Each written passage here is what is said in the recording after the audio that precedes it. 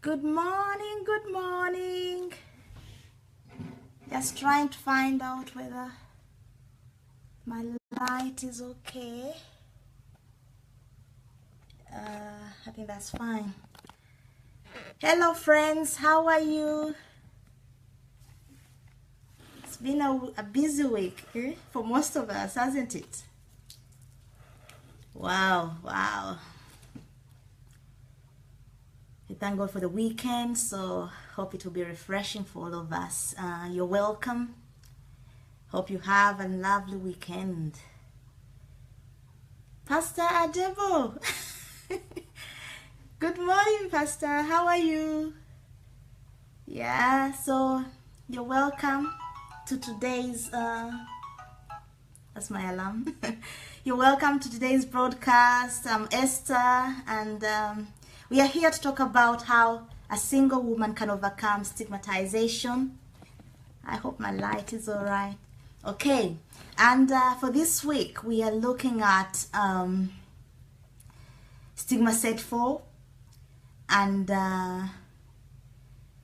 which is internal stigma. But before I go that, let me give you a brief recap of what we covered last week. Last week we looked at Stigma Set 3 and discussing the statement that goes around that you'll be left on the shelf, which is usually a trap to go into a desperation mode for single ladies. So we discover that the only way to transform our lives is to renew our mind. Renewing our mind by filling it with the right information, with the right knowledge. And then we discover that the main factor that causes us to go into this desperation mode is actually our environment.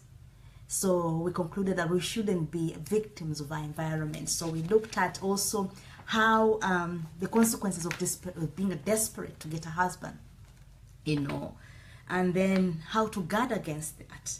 And some of the things we looked at is be comfortable with your status, begin a journey of self-discovery, build yourself to be a magnet, and also never lower your standards for a man, leave the question of marriage to God, and love yourself.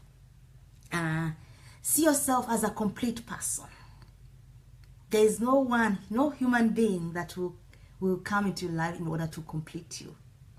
So you have to work on yourself, be complete first. So Kisalita, Benjamin, you're welcome. Thank you for joining us.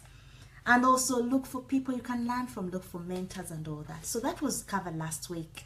And this week we are looking at internal stigma, or what can be termed as self-stigmatization. So most of the problems as single ladies especially is that it stems from external forces, external people commenting on us. Hello Sammy. You're welcome. People commenting on us, people's words towards us, the system, the culture we live in. So all those are external stigmas. Okay, but this time around we're looking at the internal. Not forces from outside, but forces from within. What we ourselves allow to become a stigma in our lives. That is what we're terming as self-stigmatization. Hello, Sula, you're welcome. So, what is internal stigma? Let me begin by a brief definition. This occurs when an individual internalizes negative beliefs about themselves, which may cause them to experience feelings of shame, anger, hopelessness, despair, etc. And all these things keep them from seeking help, social support, seeking employment even, seeking treatment. It could be a real serious mental health issue. So that is what we mean by self-stigmatization.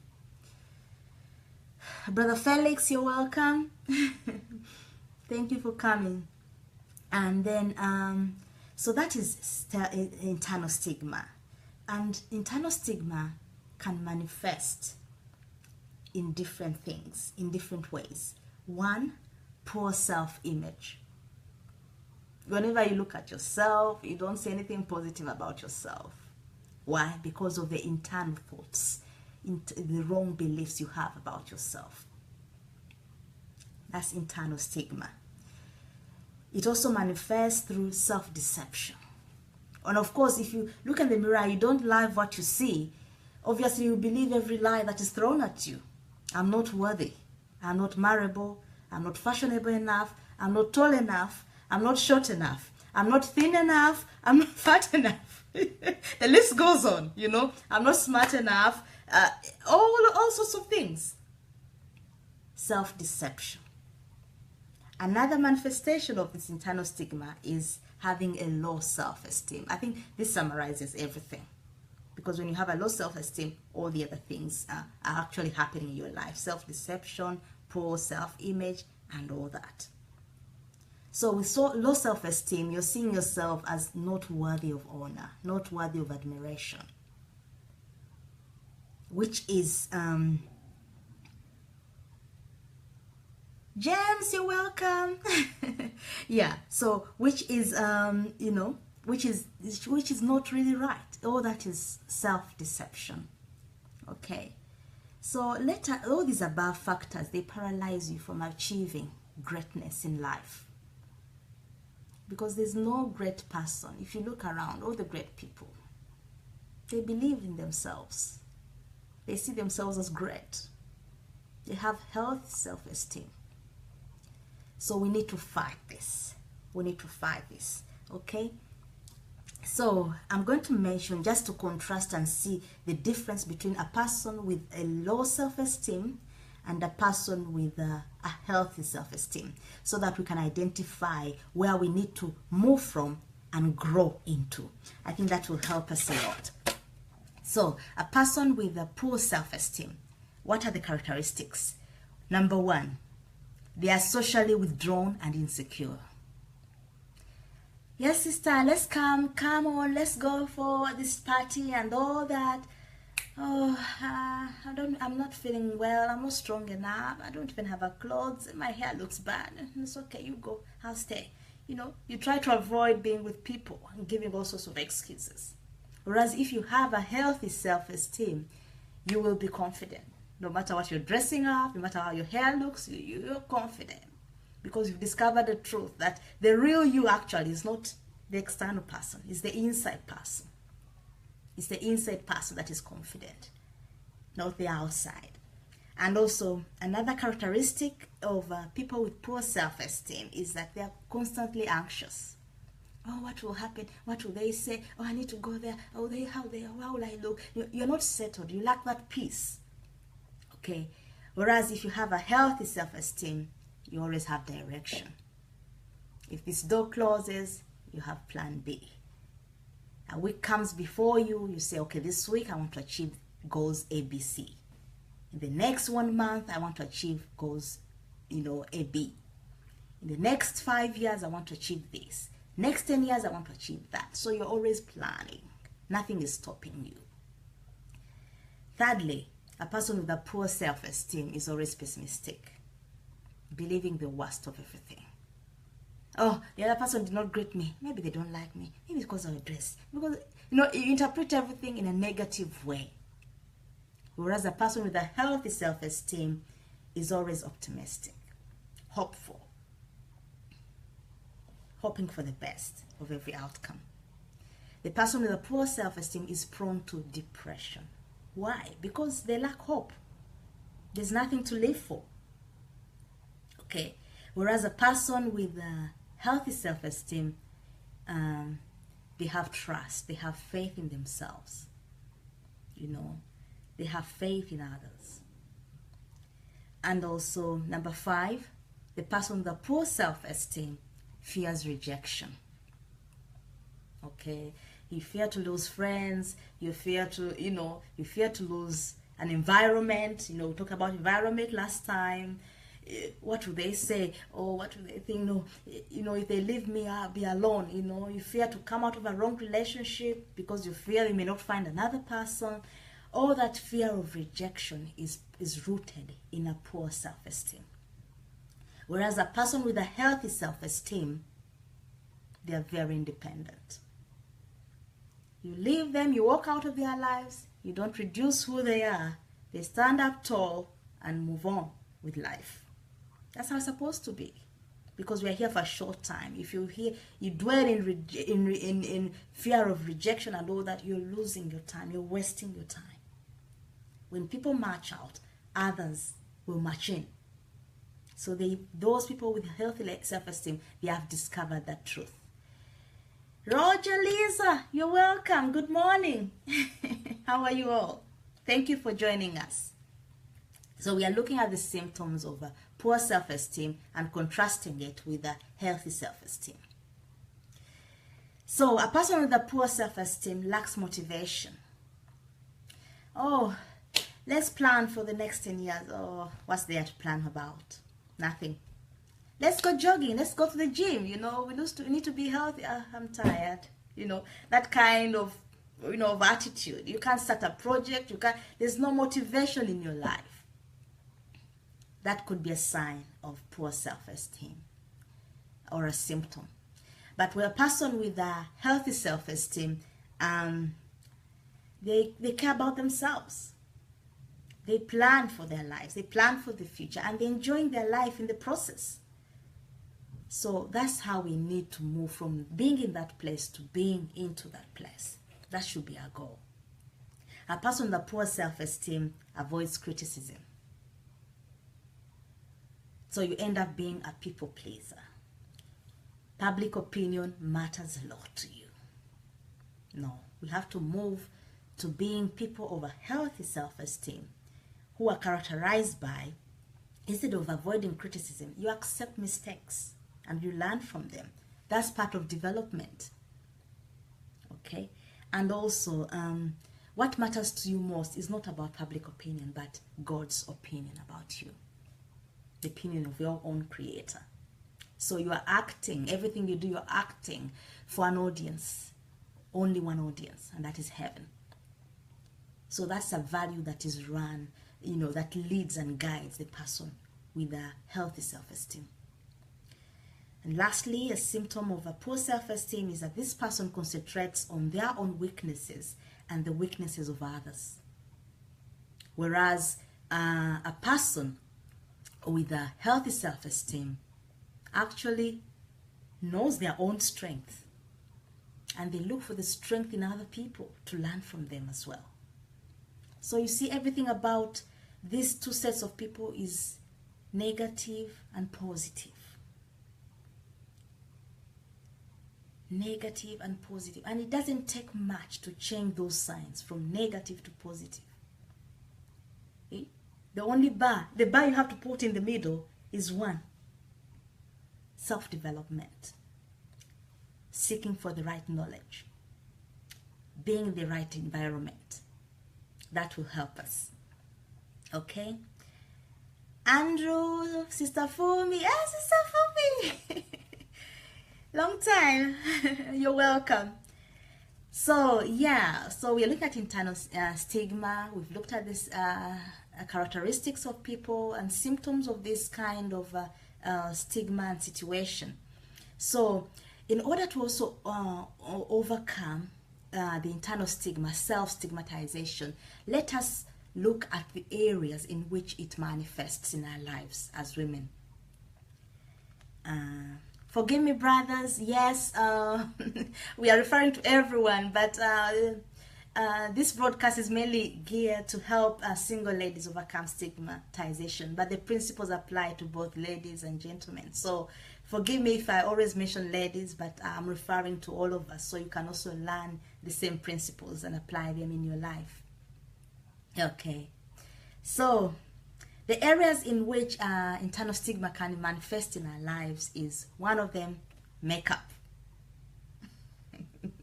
Please don't get me wrong. I don't wear makeup because I never picked up the interest early in life, but I love it. I don't need to be convinced. Makeup enhances our beauty, and it's one of God, inventions of man. So it's good. It's good. I'm for it. My only concern here is that sometimes we tend to pay so much attention to the exterior at the expense of the inner person. You see, I have a cup here of coffee, but if, however much I decorate this cup, you know, it looks so beautiful. You see those flowers, you know? Yeah. Time comes when someone has to discover the contents of this cup. And it will not hide for long. Someone will always discover the contents. So however much you cover exterior looks beautiful, the main important thing is actually the contents. One time when Dr. Sandra Dilaja was teaching us, he mentioned that the real person is actually in you, in this body, inside. So you are just in that body, and you are just as you can look out of your window to look outside, you're looking out of the window of your eyes to look outside to the world. I like that illustration because it sent the point home. Okay, so the real person is the inner person. Let us draw a healthy balance between the looking good on the exterior and also being good on the interior. So where the budget for cosmetics and clothing is 100 times higher than the budget for self-development, we need to review. We need to review. Hossein, how are you? You're welcome. Okay, so that is another area of stigmatization, always trying to cover up things. And there's a sad story that came out. I'm just mentioning this just to illustrate my point. There was this lady on her wedding, you know, she wears heavy makeup. So on her wedding day, wedding night, you know, after she washed off the makeup, you know, and she came to meet the husband could not recognize her anymore. In fact, the husband ran away. It was sad. It was sad. But the reason I'm bringing this out is that there must have been an issue with that sister. An issue with her self-esteem. An issue with using makeup to mask, cover up something which was not healthy. You know, and yeah, it was sad, and I feel for her. But that's just to illustrate that sometimes we abuse something that is meant to do good. We have to reach a point whereby you actually be comfortable with yourself, with makeup and without makeup. That's how to test yourself. Am I comfortable? Am I not addicted to this? Why am I usually putting this makeup on?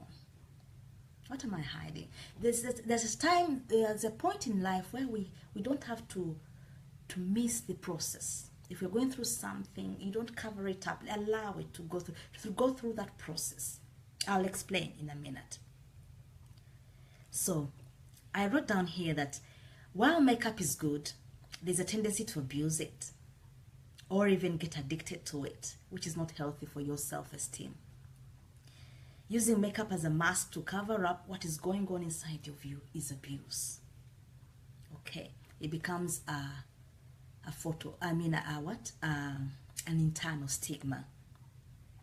For example, if you're going through a hard time, a divorce, a broken relationship, you know, and you've not even given yourself time to be restored, to heal.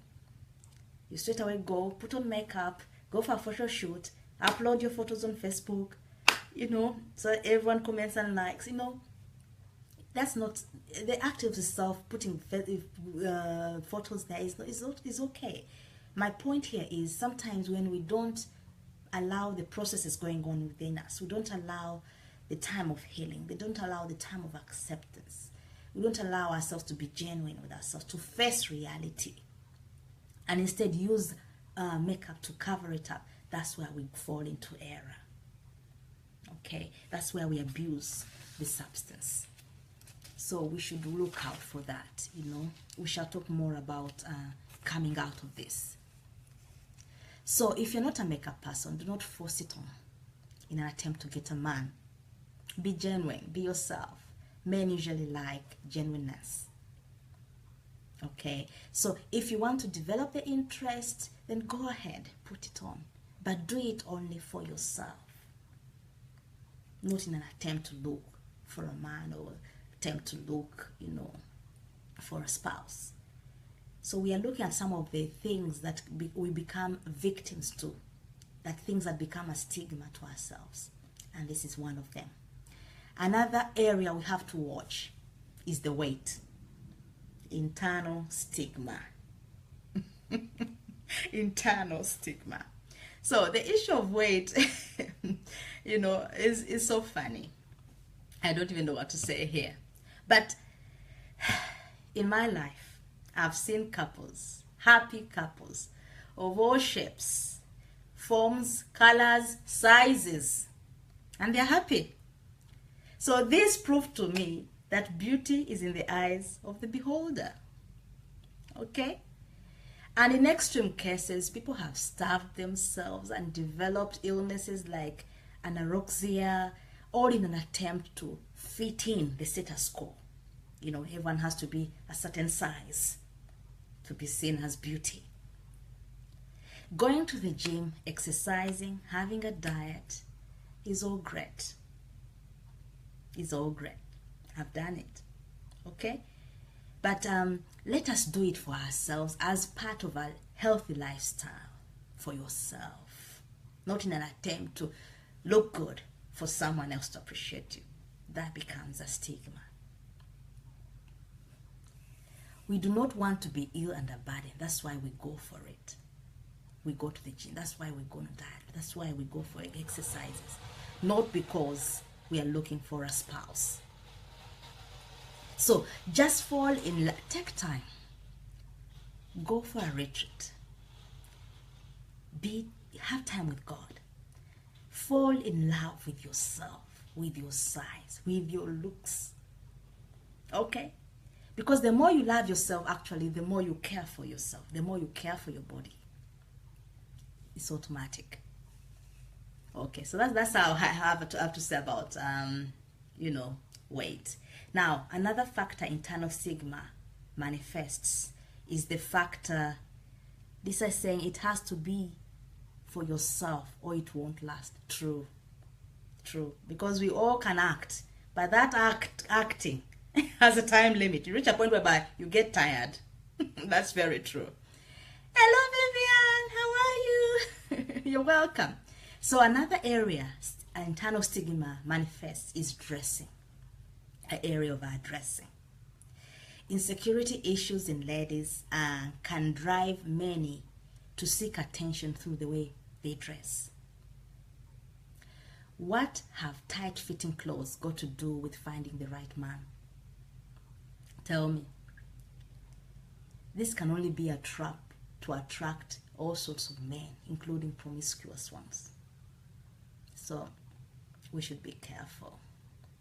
So, we should embrace standards of dressing with a sense of responsibility. I am of the old school that believes that the right person will not so much be interested in seeing your cleavages and the shape of your backside. Rather, they'll be interested in your character and virtues. Sorry, that's me. That's me. Okay? Because those are the things that last. The cleavages, by the time you're 60, they'll be gone. But character and virtues last. If that was true, why do we have so many divorces of people looking so great, having all sorts of, all shapes, good shapes? So let's not concentrate on temporal things. Let us always concentrate on things that are of eternal value. Okay, things that last. Right, how am I doing for time? All right, 7 more minutes. And so, internal stigma. What are the solutions? What are the solutions? A quick way to come out of it, which we also looked at in the previous week, is that when you make someone feel good, it will bounce back on you, reflect back on you. So this will boost your self-esteem as well. Doing good for people will boost your self-esteem. Okay. Secondly, never accept people's opinion of you. Don't be their slave. If you're run by people's opinions, and you believe you're in freedom, it's a lie. You are their slave. Okay? So let us not be driven by people's opinions. Bob Gass once said that don't allow the approval of others to obstruct your view of yourself. No. Learn to look at yourself in the mirror. Like what you see. Believe in that person. Have faith in that person. Develop that person to grow. The person you see in the mirror, develop them. Okay? And that's how to build up your self-esteem, yourself, a good self-image of yourself. Okay? And then, another way we can overcome internal or self-stigmatization is, we've talked about the environment in the previous video. We have to change our environment. The things we listen to, the things we read, the books and magazines we read, the TV programs we watch, the kind of friends we walk around with. You have to change your environment. The teachings we listen to, because these affect the way we view ourselves as well. Okay. So, another point. Be comfortable in your own skin. I don't know how to stress that. Fall in love with yourself. Enjoy your own company. You know, most times when you have a low self-esteem, you even fear to be alone. What's wrong with you on a weekend going out and going to a restaurant, sitting on your own, having a meal? Nothing wrong with that. Take yourself out. Love yourself. We discovered in the previous videos that it's only through when the cup of your love overfills, when you love yourself so much, that's when you have the capacity to love another person. Okay? So that's very important. Enjoy your own company. Take yourself out. Go for solitude. Have time with God. Discover who you are with Him. Be yourself. Be genuine. That's where the power of healthy self-esteem comes in. Okay? Another thing we can do is that knowing the truth, we have to dig for knowledge. We have to seek for knowledge from people who we admire, from people, you know, who have achievements that we want to achieve. Seek for knowledge in books, in teaching. There's no, at this day and age, there is no excuse for ignorance. No excuse. With all the internet we have, all the information on Facebook, YouTube channel, Google, no. No excuse at all for ignorance. So seek for knowledge. Seek for the knowledge of the truth of who you are. Understand who you are. Okay? We're going to dig more about this. Okay. So to know about an item. When you buy an item and you know what to know about it, you either read the manual that came with the item when you bought it. If you've lost the manual, okay, then you have to drive to go to the manufacturer and ask something that you want to know about that item. So the same principle applies to us as human beings. If you want to know your self-worth, go to your Creator. Inquire of Him. Invest time to be with Him. Read the manual of life, the Bible. You will discover the truth about who you are. So, what are some of those guiding truths that I got from that manual? 1, in Genesis 1:26, we are all created in the image and likeness of God.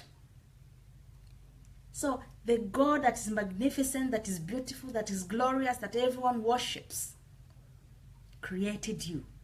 Tell me, where does self-esteem low self-esteem step in? There's no place for that. So our assignment on earth is to look and act like Him. Whenever you look at that mirror, imagine God looking back at you and smiling at you. That will boost your self-esteem. So what are the things He does so that I can do them and walk in that likeness of God? God walks by principles. He works by principles and values. Are you working by principles and values? Some examples are love, truth, diligence, patience, honor, forgiveness, kindness. Calculate those, cultivate those in your life. He's never depressed. In the presence of God, there's fullness of joy. So why are you depressed? Why do you have low self-esteem? There's a gap somewhere, and we need to close that gap with the right information. Feeding our inner person, renewing our mind with the right information about who we are.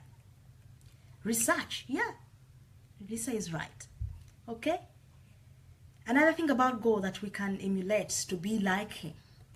He's never pressurized in doing anything. Not even prayer can pressurize God. All these things we do religiously, prayer, fasting, try to twist his arm. No, he remains God. Why? He owns his time. He's in charge. So if he created us in his own image, then we should not be pressurized into getting married by society. We should not, oh, my time is up. We should not be pressurized, okay? We should own our time. We should own our life. Be in the likeness of God. He's full of light. We've known that light equals knowledge. Darkness equals ignorance. So be full of knowledge. I always stress knowledge because that's the key. That's the key to success in life. And then you are the beloved of God. Another guiding truth. One was image and likeness of God. Number two, you're the beloved of God. You know, the Bible calls us the bride of Christ. So, even if there's no man in your life, no one, you are the bride of Christ. So be happy and contented with that truth. You are the princess of God. You know, 1 Peter 3:7 refers to women as co-heirs of grace of life in God. So our hair is a princess. You're a princess of God. So that's your status. Where does low self-esteem step in now? There's no room for it. You are born of God. When you come to God and believe in him, all things are gone, the new has come. And then whoever is born of God overcomes every challenge. So that's your status. That's your level. You are born of God. There is no room for poor self-image when you walk with this truth. You are an authority on the earth. Genesis 1:26, when God said, let us make man in our image and according to our likeness, let them have dominion. So you're representing the authority of God here on earth. When you walk in that truth, there's no room for self-deception. You are a carrier of God. He lives in you. He lives in me. 1 Corinthians 6:19 says that, do you not know that your body is the temple of the Holy Spirit who is in you, whom you have from God, and that you are not your own? So you're carrying God. This magnificent God, the beautiful God, the awesome God that we sing about lives in you. So where does low self-esteem step in here? It has to drop off you.